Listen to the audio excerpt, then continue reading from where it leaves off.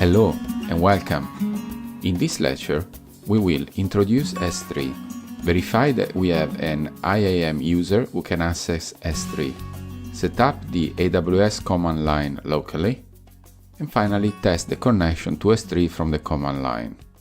S3 is a cloud-based object storage from Amazon Web Services. It's organized in buckets, which are logical containers. Amazon Web Services is divided into regions, and each S3 service is unique to that region. This means that each bucket name must be unique within that region too. For example, if I try to create a bucket named John and there's already a bucket named John, S3 will not allow me to proceed.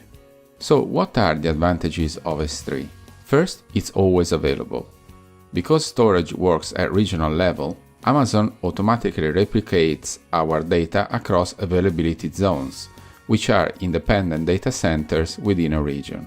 Therefore, even if one availability zone goes down, our data will be available in another one. S3 storage can be of two types: standard storage and infrequent access. Standard storage is designed for durability of 99 and then followed by 99% of objects and 99.99% availability over a given year.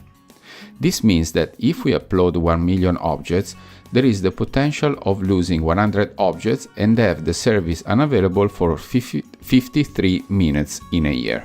Infrequent access storage is designed for the same durability as the standard storage, but the availability is 99.9%, which means that over a year, there's the potential of the S3 service being unavailable for 526 minutes. At the time of writing, standard storage on S3 costs $0.03 per gigabyte for the first terabyte, and it gets lower as the storage increases. Infrequent storage costs $0.0125 per gigabyte. This means that if you're happy with the durability and availability SLAs of the infrequent access policy, using it would result in a much cheaper option. Regardless, S3 storage is very cheap. S3 can also be used to run static websites. For example, myself and John Ferguson Smart have written the Turbine methodology and published it on an S3 website running at http://turbine.live. So how we will be using S3 for the DevOps Buddy website? Each one of us will have to decide on a unique bucket name. We will then provide that name to the application as a property in one of the application property files. Inside the bucket, the application will create a folder for each new subscribing user. Inside that folder, the application will upload the user's image and store the URL in the database. If you have followed the lecture on how to set up your IAM account, you should now have a user in your account who is linked to a group, which in turn grants access to S3 and EC2. If this is not the case, please head back to that lecture and follow the steps. I'm now going to show how the IAM setup looks for my account. Please make sure that your one looks similar, or you won't be able to progress with the course. To do so, I click on the IAM link, and there I first show the group developers who should have S3 and EC2 full access, and then the user DevOps Buddy. Also, I'm going to show that the user is part of the developers group. Now, you will need to set up the AWS client for your local PC. Amazon has got comprehensive documentation on how to do this for various operating systems. I'm now going to show a link where you can get started. If for some reasons you can't follow the link, just Google installing AWS command line interface and follow the instructions for your operating system. By the end of the process, you should have the AWS command available from the command line. To configure the AWS command line, just type AWS configure -- profile and then the name of the user you have set up on IAM. In my case, I've entered the command AWS configure -- profile DevOps Buddy, as this is the user that I've set up.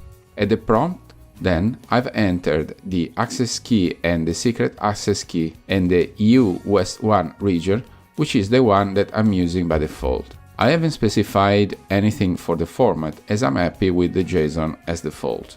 If you have configured the command line correctly, you should have a .aws folder under your home folder, and under there you should have two files, config and credentials. Now we can test the AWS client. First, we will create a bucket in our AWS account. To do so, log in to the AWS console at console.aws.amazon.com and click on the S3 link.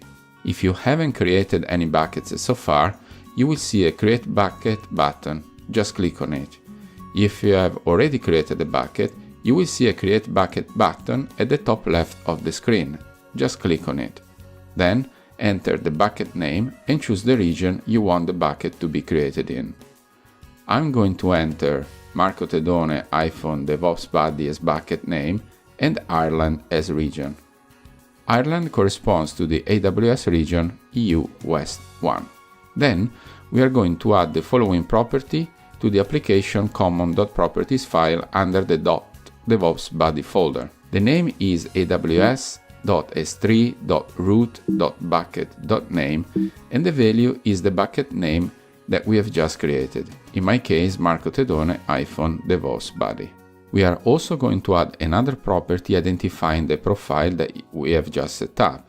We will call the property aws.s3.profile and give it our profile as value. In my case, I'll choose DevOps Buddy.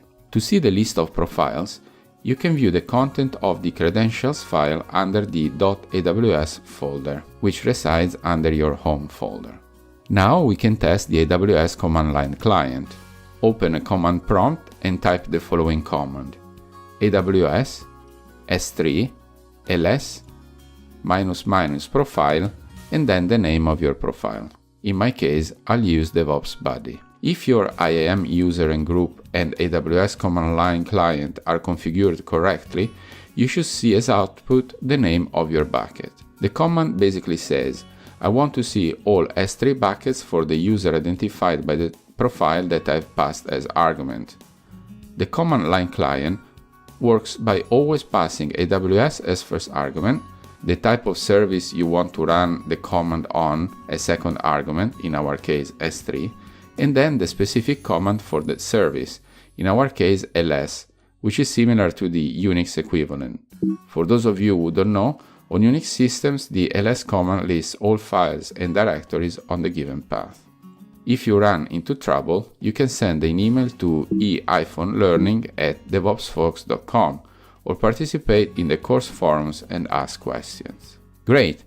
We are now ready to create the S3 service, which we will be doing in the next lecture. Thank you for your time, and I see you in the next lecture.